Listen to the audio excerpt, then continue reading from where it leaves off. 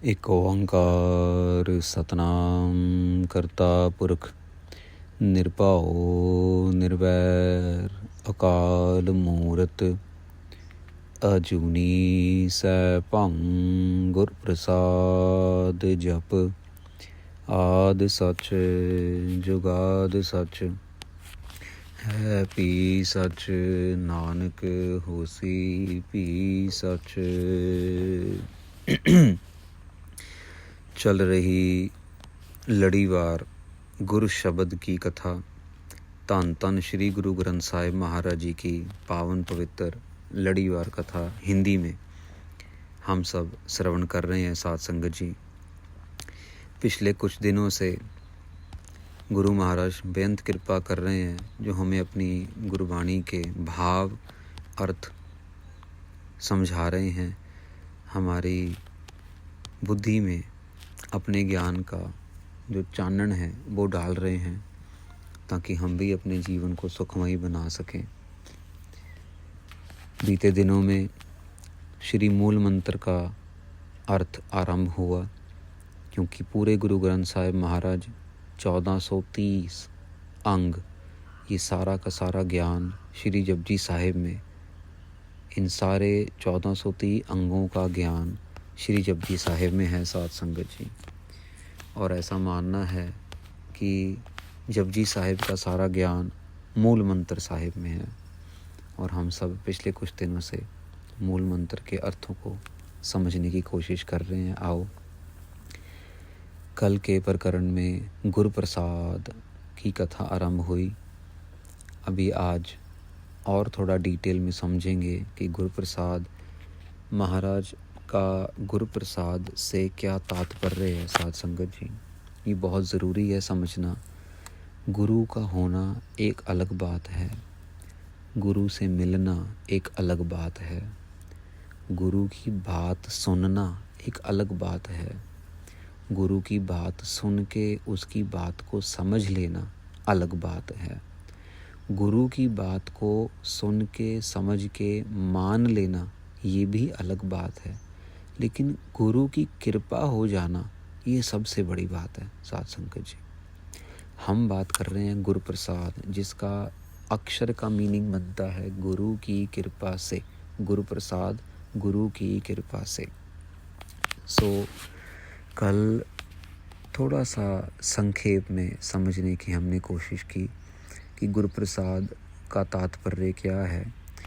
आज गुरबाणी के कुछ उदाहरण लेके ये समझना ज़रूरी है कि गुरु प्रसाद कोई हल्का शब्द नहीं है। गुरु प्रसाद बहुत भारी और बहुत बड़ा शब्द है, बहुत ही दयावान शब्द है, बहुत ही मीनिंगफुल शब्द है। हमें लगेगा कि आम तौर पे ये इसका मीनिंग एक सिंपल सा मीनिंग है, गुरु की कृपा, लेकिन साथ संगत जी, सबसे बड़ी बात ही यही है, गुरु की कृपा। इस गुरु की कृपा, गुरु प्रसाद के बिना और कुछ भी नहीं है। इसीलिए गुरु नानक देव जी महाराज ने पहले विशेषता ही लिखी अकाल पुरख वाहिगुरु की। क्या क्या लिखा? एक ओंकार सतनाम करता पुरख निरभਉ निरवैर अकाल मूरत अजूनी सैभं। पहले महाराज ने 7-8 विशेषता भरे अक्षर लिखे मूल मंत्र में, और फिर जाके महाराज ने लिखा गुरु प्रसाद। अब गुरु प्रसाद अकाल पुरख वाहिगुरु की विशेषता नहीं है। गुरु प्रसाद जो हम पहले सुनते आ रहे हैं ना, निरभਉ निरवैर, ये अकाल पुरख वाहिगुरु परमेश्वर की विशेषताएं हैं।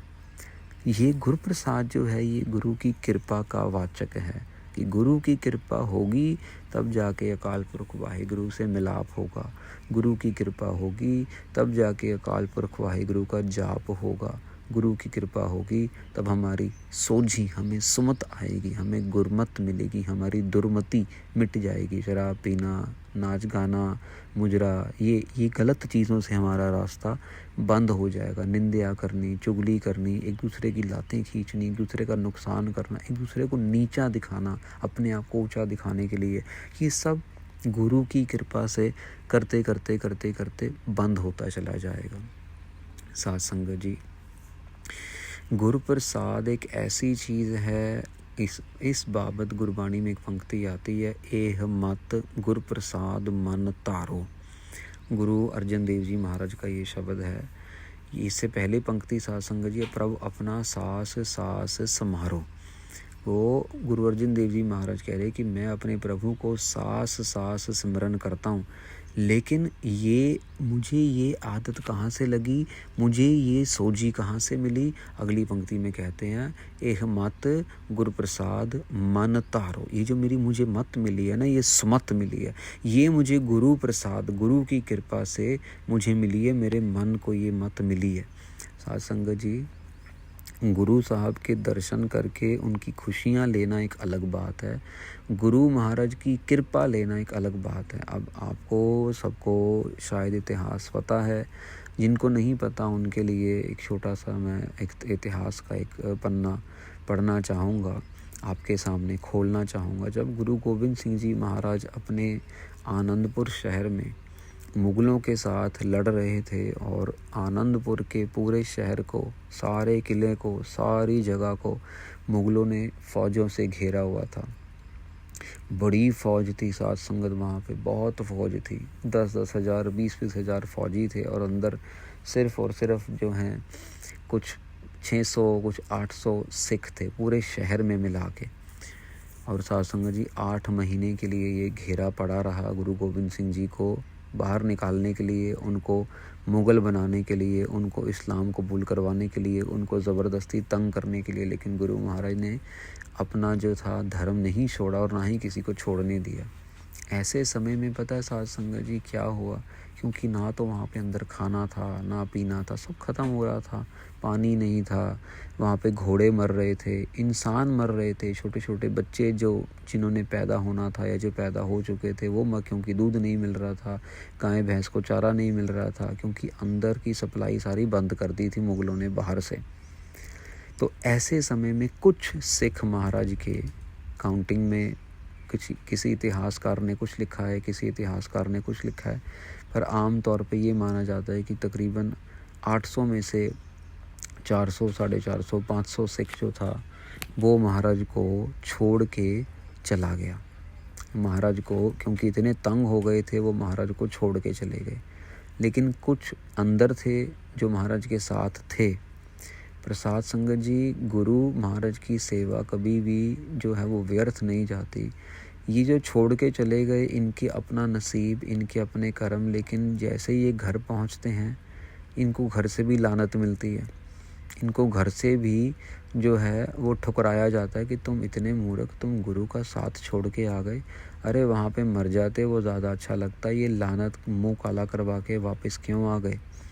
छोटा छोटा बच्चा इनको लानतें दे कि तुम हमारे पिता नहीं, इनकी औरतें कहें कि भैया चूड़ियाँ डाल लो तुम घर की रोटी बनाओ और हम जाके, हमें शस्त्र दो अपना, हम जाके गुरु महाराज के फ़ौज में लड़ेंगे। तुम्हारी इतनी हिम्मत कैसे हुई कि तुमने हमारे बारे में सोचा, अपने बारे में सोचा, लेकिन गुरु महाराज को ऐसी घड़ी में अकेला छोड़ के आ गए। और फिर जो गुरु प्रसाद की बात है, इनको सबको सुमत आई, इनको सबको मत आई और ये फिर दोबारा वापस गए और गुरु महाराज के साथ मुक्तसर साहिब की जंग में शहीद हुए। इनको महाराज ने 40 मुक्त, ये 40 वापस गए थे साध संगत जी, 40 मुक्तों का नाम मिला था इनको, महाराज ने 40 मुक्ते कहा था। मुक्तसर साहब पंजाब में एक बड़ा डिस्ट्रिक्ट है, बहुत बड़ा गुरुद्वारा वहाँ बना जहाँ पे ये जंग हुई थी। उस समय ये खिदराने की ढाब थी जहाँ पानी खड़ा होता था, आज ये मुक्तसर साहब है। तो साध संगत जी, अब मान लीजिए कि ये गुरु प्रसाद ना होता तो आज इतिहास कुछ और होता। आज इतिहास में इनका नाम गुरु महाराज के बागी या गुरु महाराज से बेदावा लिखवाने वाले, गुरु महाराज को पीठ दिखाने वाले, गुरु महाराज की ज़रूरत के समय में छोड़ने वाले, पता नहीं दुनिया जहान के नाम इनके क्या क्या लग जाते। और इनके परिवारों तक वो कर्म साथ में चलता चलता जाता भी, इन्होंने गुरु को धोखा दिया था, ये तो धोखेबाज है, ये तो धोखेबाजों का परिवार है। लेकिन गुरु महाराज ने ऐसी कृपा की, उनको मत दी, ये है गुरु प्रसाद, और उनको वापस बुला लिया। एक बार तो वो चले गए थे, अगर गुरु महाराज चाहते तो उनको वहाँ पे भी तो रोक सकते थे ना, उनको वहाँ पे भी तो कह सकते थे नहीं भैया नहीं जाना, बात ख़त्म, बस मरना तो मरो, जीना तो जी, यहीं मरेंगे, नहीं जाना। उनका मन वहाँ भी बदल सकते थे, लेकिन नहीं, वहाँ पे महाराज ने हुक्म को माना। हुक्म क्या था कि वो जाना चाह रहे हैं, कोई नहीं, जाना चाह रहे हैं जाओ। लेकिन अपने प्यार में आके, अपनी दया में आके, अपनी कृपा में आके गुरु महाराज ने उनको वापस बुलाया। तो साध संगत जी, यही पंक्ति हम जो पढ़ रहे हैं ना, कि जो गुरु प्रसाद है उसका मीनिंग बहुत डीप है, और उसका मीनिंग ऐसा है कि वो हमारी समझ से ही परे है, करके उसकी कोई लिमिट नहीं है। अभी जैसे मान लीजिए कि हमने पीछे कुछ दिनों में वचन किए कि भाई गुरु प्रसाद निर्भव या निर्वैर का वचन आया, ठीक है ना। अब निर्भव आया तो भव का मतलब है डर। अब डर जो है वो डर है, अब वो डर मौत का डर है, वो डर माया का डर है, वो डर परिवार का है, वो डर किसी चीज़ का है, लेकिन डर है, उसकी सीमित एक सीमा है कि ज़्यादा से ज़्यादा मौत के डर तक की बात होगी यहाँ पे, या माया की बात होगी, या परिवार की बात होगी, या घर बार की बात होगी, या कारोबार की बात होगी, जो हम सोच सकते हैं, वो डर। आप समझ रहे हैं ना। यहाँ पे गुरु प्रसाद जो है उसकी कोई सीमा ही नहीं है, क्योंकि गुरु का कुछ नहीं पता कि वो कब किसके ऊपर कहाँ कैसे कृपा कर दे, और गुरु का कुछ नहीं पता कि वो इसके बदले में कुछ ले या वो कुछ भी ना ले। ऐसी कोई कीमत भी नहीं है। मैं अगर ये कह दूं कि भैया इतने पाठ जपजी साहब के करेंगे हम, तब जाके हमारे पे कृपा होगी, तो मैं गलत बोलूँगा। How can I claim this? मेरे पास कौन सा थर्मामीटर है? नहीं, बिल्कुल गलत। हाँ, ये है कि हम करते रहें, एक ना एक दिन गुरु महाराज की कृपा ज़रूर होगी। इस बात की गारंटी है कि गुरु महाराज कृपा ज़रूर करेंगे, भले ही थोड़ी करें, भले ही ज़्यादा करें, वो गुरु प्रसाद से हमें निवाजेंगे ज़रूर। अब गुरु महाराज ने गुरबाणी के अंदर इतनी जगह में एग्जाम्पल देके जो है समझाने की कोशिश की। एक जगह पंक्ति आती है साध संगत जी, जिस गुरु प्रसाद टूटे हाउ रोग। अब हमने पहले भी जिक्र किया कि हमारे में और परमात्मा में हाव में का पर्दा है। अगर हमारे अंदर से, मन से हाव में निकल जाए, अहंकार निकल जाए, तो हम परमात्मा बन गए। आप समझ लीजिए कि इतनी हाव में सूक्ष्म है और इतनी प्रबल है कि इतना बड़ा परमात्मा, इतनी शक्तियों का मालिक, लेकिन हमारे से दूरी क्यों है? क्योंकि हाव में। कितना बड़ा दुश्मन है हाव में हमारा, आप समझिए। अब मतलब अब मैं एग्ज़ाम्पल देना सही नहीं होगा, करके एग्ज़ाम्पल बनता नहीं है, पर वैसे बता रहा हूँ मैं आपको कि एक तरफ तो 1 किलो का बट्टा रखा हो, हम सबको पता था राजू में 1 किलो का बट्टा रखा हो, और एक तरफ कई लाख टन का माल रखा हो है, और वो परमेश्वर जो है वो कई लाख करोड़ अनगिनत टनों का माल पड़ा, और एक तरफ हमारे जैसे छोटे छोटे जीव हैं, एक किलो वाला बट्टा। लेकिन ये 1 किलो का बट्टा जो है वो कई लाख करोड़ टन के बराबर हो सकता है, जो बीच में हाव में अगर उसको मिटा दिया जाए। आप सोचिए कितनी बड़ी प्रॉब्लम है हाव में हमारे अंदर, कि हमें परमेश्वर से दूर करती है। और एक सिर्फ हाव में को दूर करने से हमारा जो वो पर्दा है वो दूर हो। तो जिस गुरु प्रसाद टूटे हाव रोग, पर ये गुरु महाराज पंक्ति में क्या समझा रहे हैं कि गुरु प्रसाद से ये हाव में का रोग जो है ये टूट सकता है। समझिए आप, हाव में पहले तो परमेश्वर इतना बड़ा विशाल, और उससे हमें अलग करने वाली शक्ति वो भी बड़ी विशाल, लेकिन इतनी बड़ी नेगेटिव शक्ति हमें को मार कौन सकता है? इससे छुटकारा कौन दिला सकता है? हमें छुटकारा दिला सकता है साध संगत जी गुरु प्रसाद। तो हम समझने की कोशिश ये कर रहे हैं कि गुरु प्रसाद की अहमियत, गुरु प्रसाद की लिमिट क्या है। उसकी कोई लिमिट ही नहीं है साध संगत जी। आपने नोट भी किया होगा कभी कभार गुरबाणी में भी ना जब कोई शब्द शुरू होता है तो उससे पहले मंगलाचरण आता है। जैसे कभी कभार तो एक ओंकार सतनाम करता पुरख निरभव निर्वैर अकाल मूरत अजूनी सहपंग गुरु प्रसाद पूरा का पूरा ही आता है। लेकिन कभी कभार एक ओंकार सतनाम करता पुरख गुरु प्रसाद ऐसा भी आता है। तो गुरु महाराज ये कहना चाह रहे हैं कि आप जितना भी परिश्रम करो, लेकिन जो फुल स्टॉप है ना, जिसको हम कहते हैं फुल स्टॉप, वो फुल स्टॉप जो है वो गुरु प्रसाद पे ही आके लगता है। एक जगह तो सिर्फ सतनाम के बाद भी गुरु प्रसाद आया साध संगत जी गुरबाणी में, एक ओंकार सतनाम गुरु प्रसाद ऐसा भी आया गुरबाणी में। गुरबाणी में पंक्ति आती है साध संगत जी, मेरो गुरु प्रसाद मन मान्या। मेरा मन मानता नहीं था परमेश्वर का जाप करने के लिए। ये तो गुरु आपका मन, आपने अब जैसे कथा आप सुन रहे हो, भाई आपको पता नहीं मैसेज आया है, आपके यूट्यूब पे आपको नोटिफिकेशन आया है या आपको सजेशन मिली है, वो कितनों को मिलती होगी, लेकिन आपने कथा का चैनल खोला, आपने वीडियो को ऑन किया और आप सुन रहे हो, ये गुरु प्रसाद है। नहीं तो कितनी दुनिया है।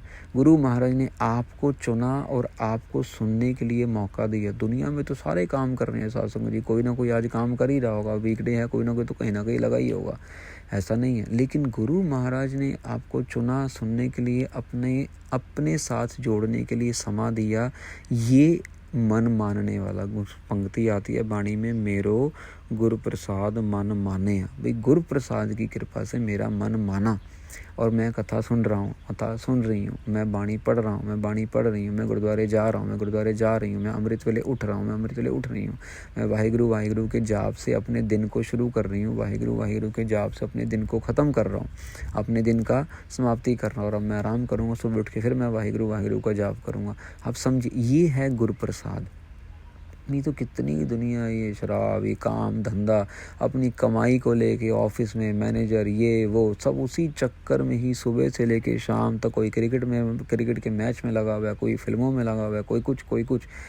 साथ संगत जी, हमने समझना ये है कि हम गृहस्थी लोग हैं, गुरु नानक ने हमें गृहस्थी बनाया। अब गृहस्थी के अंदर दुख भी है, सुख भी है, हंसी भी है, खुशी भी है, गमी भी है, तकलीफ़ भी है, लेकिन इस सब को हमने पिरोना है नाम के धागे से। मान लीजिए माला है, माला के ये सब माला के मणके हैं। क्या पति पत्नी, बच्चे, माँ बाप, खाना पीना, घर बार चलाना, संभालना, गृहस्थी, ये माला के मणके हैं। लेकिन इन मणकों को पिरोया जा रहा है नाम के धागे से। अगर नाम का धागा होगा तो ये मनके भी बिल्कुल सही जगह पे सेट रहेंगे। अगर नाम का धागा नहीं होगा तो कोई मणका कहीं होगा, कोई मोती कहीं होगा, कोई मोती कहीं होगा, और माला सब बिखरी की बिखरी रहेगी। और बिखरी माला किसी को भी अच्छी नहीं लगती। कभी कभार तो मोती हाथ से निकल के फिसल के गिर भी जाते हैं, कोई मोती टूट भी जाते हैं, कोई मोती गुम भी हो जाते हैं, पता ही नहीं कहाँ चले जाते हैं। ऐसा है ये गृहस्थी जीवन। हम अपने आसपास के माला के मोतियों को हमने नाम के धागे में पिरोना है, और वो नाम के धागे से पिरोया जाना है गुरु प्रसाद से, गुरु की कृपा से। अब गुरु की कृपा कैसे मिलेगी? कल भी ये जिक्र आया था कि गोविंद पाहो भगत दा भुखा। भाई गोविंद को कुछ नहीं चाहिए, गोविंद को सिर्फ और सिर्फ परमेश्वर को, अकाल पुरख वाहिगुरु को सिर्फ भावना से भरी हुई भक्ति चाहिए। उसको मर्सिडीज़ नहीं चाहिए भैया, उसको रोल्स रॉयस नहीं चाहिए, उसको भावना से भरी हुई भक्ति चाहिए। उसको 10-10 बेडरूम के घर नहीं चाहिए, उसको सिल्क की साड़ियाँ, सिल्क की चादर, सिल्क के कपड़े नहीं चाहिए। साथ संगत जी समझे बात को, उसको सिर्फ भावना से भरी हुई भक्ति चाहिए। आप उसके पास जा रहे हैं तो अगर जूठे बेर भी, मुंह से निकाला हुआ थूका हुआ बेर भी अगर उसको माथा टेकेंगे तो वो खुश होगा। हमने इतिहास सुने हुए हैं, ऐसी इतिहास में एग्जाम्पल आया। लेकिन जब गुरु प्रसाद आता है तो सारा का सारा पाप धुल जाता है। वो गुरु प्रसाद सारे के सारे पाप को धो देता है।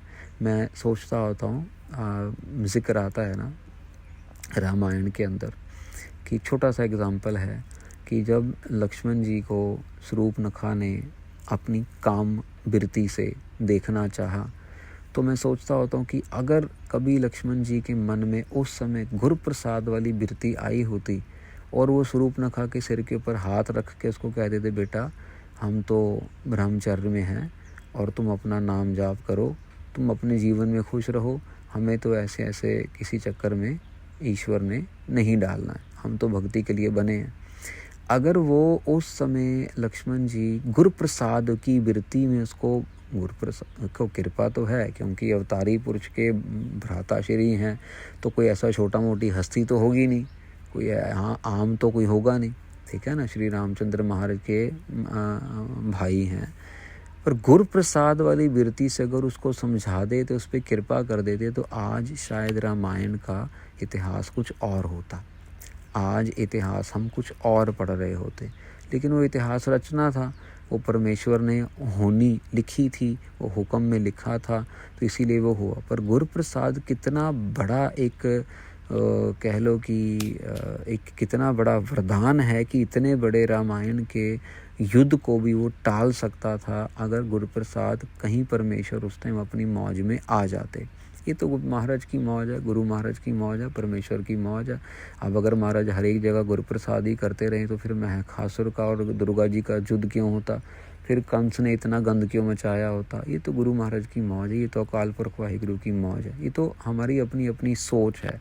जब आप नाम जाप करते हो ना साध संगत जी, तो करते करते ना आपके अंदर एक ऐसी वृत्ति बनती चली जाती है जिस वृत्ति के चलते हुए आप अपने आप को ना बहुत शांति से रखना चाहते हो, आप अपने आप को लड़ाई झगड़े से दूर रखना चाहते हो। ये नेचुरली होता है क्योंकि परमेश्वर ने मन को शांत करना है।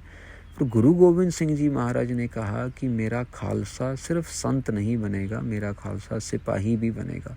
इसीलिए गुरु महाराज ने सिखों को गुरबाणी और शस्त्र दोनों की कृपा की, दोनों की गुरुप्रसाद की। इसीलिए गुरुप्रसाद कहाँ हुई, अभी रामायण में वापस चले हैं, गुरुप्रसाद कहाँ हुई, जब श्री रामचंद्र महाराज ने सारी वानर सेना के सिर पे हाथ रखा। कभी सुना इतिहास में, कभी सुना ऐसा कहीं हुआ हो? अरे साध संगत जी, बंदे साथ छोड़ देते हैं, बंदे नहीं लड़ाई करते। मैंने अभी आपको एग्जाम्पल दिया पीछे कि गुरु महाराज को छोड़ के चले गए, और लेकिन श्री रामचंद्र महाराज ने ऐसा गुरुप्रसाद किया, ऐसा गुरुप्रसाद किया कि उन्होंने वानर सेना से भी सारी की सारी सेवा ली, और उनके थ्रू भी इतना महान, इतना बड़ा एक युद्ध लड़ा, और ऐसे बड़े राक्षस को, ऐसे बड़े बुद्धिवान ज्ञानवान बंदे को हराया जिसके पास पता ही नहीं कितने जन्मों की बंदगी भक्ति इकट्ठी थी रावण।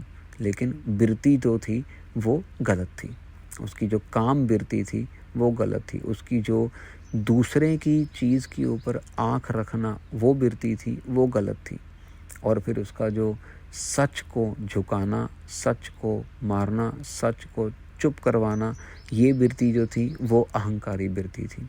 फिर उसको उसके किए की सज़ा भी मिली। तो साध संगत जी, गुरु प्रसाद को समझना है तो गुरु प्रसाद की वैल्यू को पकड़ना पड़ेगा कि इसकी वैल्यू बहुत बड़ी है। जितना भी जाप करते हैं हम लोग, जब भी जाप करें आखिर में जाके महाराज कृपा करना, महाराज कृपा करना, ये प्रवान करना, महाराज ये जाप अपने चरणों में प्रवान करना, महाराज कृपा करना, महाराज हमारे पे दया करना, महाराज हमारे पुराने पिछले कर्म जो हैं वो माड़े कर्म, काले कर्म वो मेट दो, महाराज कृपा कर दो। बस यही मांगते मांगते ही गुरु महाराज की खुशी मिल जाएगी। क्योंकि अगर हम महाराज मेरे को मर्सिडीज़ दे दो, और महाराज के तेरे को तो मैंने रोल्स रॉयस देनी थी भाई, तेरे को तो मैंने टेस्ला देनी थी, तू तो मर्सिडीज़ में रुक गया, ओ हो मेरे को तो गलती होगी महाराज। हम सब कुछ गुरु महाराज पे ही छोड़ें और गुरु महाराज के ही हिसाब से चलें। ये है साध संगत जी गुरुप्रसाद के तात्पर्य, ठीक है ना। ते अभी अगर हम गुरबाणी को टटोलेंगे, गुरबाणी को परचोलेंगे, गुरबाणी के अंदर डुबकियां लगाएंगे तो ऐसी बहुत सारी पंक्तियां मिलेंगी साध संगत जी, जो गुरु प्रसाद के ज़रिए हमें ज्ञान देते जाएंगे, और हमारा मन और पक्का होता चला जाएगा, और पक्का होता चला जाएगा। पर मतलब जो है, जो कह लो तात्पर्य है, वो हम सबको समझ तकरीबन आ ही गया है कि एक पंक्ति आती है गुरबानी में, तृष्णा बूझी गुरु प्रसाद, तृष्णा बूझी गुरु प्रसाद। हमारी जो मन की तृष्णा है वो गुरु की कृपा से बुझ गई, गुरु प्रसाद से बुझ गई। अब साथ संगत जी, तृष्णा क्या है हम सबको पता है। शॉपिंग करने गए, ये भी ले लो, वो भी शर्ट ले लो, वो भी पैंट ले लो, वो भी ले लो, वो भी ले लो, लेने गए थे, एक लेके आ गए 3 क्योंकि पसंद बड़ी आई करके। मन है, मन ने तो डोलना है, वहाँ पे एक रंग अच्छा लगा, दूसरा अच्छा लगा, तीसरा अच्छा लगा।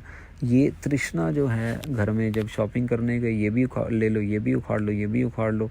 जब कहीं लंगर भी छक रहे हैं, लंगर छकने के बाद भी ये भी ले लो। अपने घर में सब कुछ है, गरीब के घर में अगर कुछ नहीं है तो वो लेके जाए, बात बनती है कि चलो दिन के समय उसने लंगर खाया और रात का लंगर वो गुरुद्वारे से लेके जा रहा है, कोई नहीं, ले जाए। लेकिन जिनके घर में सारे फ्रिज भरे पड़े हैं, अलमारियाँ भरी पड़ी हैं, वो भी अपने झोले भर भर के लंगर लेके जाते हैं, ये सोच के आज बनाना नहीं पड़ेगा, आज टीवी देख लेंगे बस, फिर आज फिल्म आनी है ना, वो फिल्म आएगी वो देख लेंगे।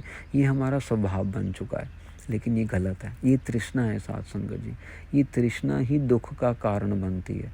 ये तृष्णा ही जो है, लालच जो है, ये हमारे दुखों का कारण बनता है। और महाराज क्या कह रहे हैं, तृष्णा बूझी गुरु प्रसाद, सो साध संगत जी, इस तरीके से गुरु प्रसाद जो है एक बहुत बड़ा, बहुत भारी अक्षर गुरु नानक देव जी महाराज ने कृपा करके हमें बख्शिश किया, मूल मंत्र में रखा। अभी इसकी गुरु प्रसाद की जो है थोड़ी सी और हमें मीनिंग समझने पड़ेंगे। कुछ एग्जाम्पल आपके सामने ऐसे रखने हैं साध संगत जी, जिनसे आपके अंदर के जो डाउट अभी आ रहे हैं ना, क्योंकि जब आप कथा सुनते हैं तो आपके अंदर की जो कथा है ना, गुरबाणी में आता है कथा सुनत मल सगली तो वह। गुरबाणी कहती है कि कथा सुनते सुनते ना अंदर की जो मैल है वो धुल जाती है। अब अंदर की मैल धुल जाती है, जब मैल कैसे धुलती है, जब आप कपड़े के अंदर ऊपर साबुन लगाओगे तो मैल तो धुलेगी, ठीक है ना, जो मैल निकलती है। पर क्या होता है, जब तक वो मैल आप पानी से धोते नहीं हो तब तक आपको ये नहीं पता लगता कि वो कपड़ा साफ़ हो गया है कि नहीं हुआ। जब आप कथा सुनते हो ना, तो जब भी आपके मन के जो विचार हैं जो बाहर निकल रहे हैं, जो आप सुन रहे हो, जो आप सोच रहे हो, अरे यार ये बात तो ठीक है, पर क्या मेरे जैसे बंदे पे भी गुरु की कृपा हो सकती है? क्या मैं इतना पापी हूँ, मैं इतना गलत गालियाँ निकालता हूँ, मैं गलत काम करता हूँ, मैं तो औरतों को छेड़ता हूँ, मैं तो शराब सी बोतल से परा ही नहीं होता, मेरे घर में तो ये है, मेरे घर में तो वो है अरे मैं तो बहुत गरीब हूँ, मैं तो कभी गुरुद्वारे गया ही नहीं, अरे मैंने तो कभी वाहिगुरु का जाप किया ही नहीं तो क्या मेरे पे भी कभी कृपा होगी? तो आपसे कल के सेशन में ना, कल जब कथा होगी तो आपको ऐसे ऐसे एग्जाम्पल बताने हैं जिनसे आपका विश्वास इतना पक्का हो जाएगा कि हाँ, मेरे जैसे पर भी कृपा हो सकती है। एक्चुअली कृपा होती ही उन पर है जिनकी ज़रूरत होती है। साथ संग जब हम सोचें, मान लो कि कोई गरीब है, किसी ने रिक्शा लेना है और वो रिक्शे वाले के पास पैसे नहीं हैं, और वो बैंक के पास जाके कहता है यार मुझे थोड़ा सा लोन दे दो, मुझे रिक्शा लेना है। लेकिन बैंक वाला कहता है भैया तेरे कागज़ कहाँ हैं, तेरी गारंटी कौन देगा, तेरे बैंक स्टेटमेंट कहाँ है, तेरा ITR कहाँ है, इनकम टैक्स रिटर्न कहाँ है। अब वो बोलेगा भाई मेरे यार इतना मैं कहाँ होता तो मैं रिक्शे के लिए लोन लेता, अगर मैं ये सब कुछ मेरे पास होता तो बैंक वाला उसे मना कर देगा। अब आप बताइए, अंबानी साहब, अदानी साहब, उन लोगों को लोन लेने की क्या ज़रूरत है रिक्शे के लिए? वो तो गाड़ियों में घूमने वाले हैं, पर उनके पास कागज़ सारे होंगे। आप समझ रहे हैं दुनिया का दस्तूर क्या है? दुनिया का दस्तूर है जिसके पास जो हल्का है, जिसके पास कम है उसको और झुकाओ, जिसके पास ज़्यादा है उसके आगे झुक जाओ। लेकिन गुरु महाराज का दस्तूर क्या है?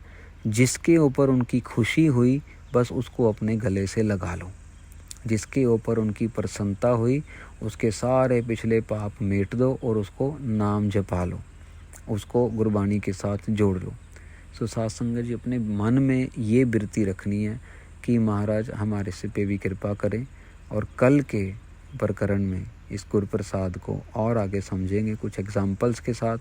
कुछ ऐसे ऐसे महान एग्जाम्पल हैं हमारे इतिहास में, जिन एग्जाम्पल्स को सुन के समझ के हमें और विश्वास बनेगा कि नहीं, हमें भी गुरु प्रसाद मिल सकता है, हमें भी गुरु की कृपा मिल सकती है।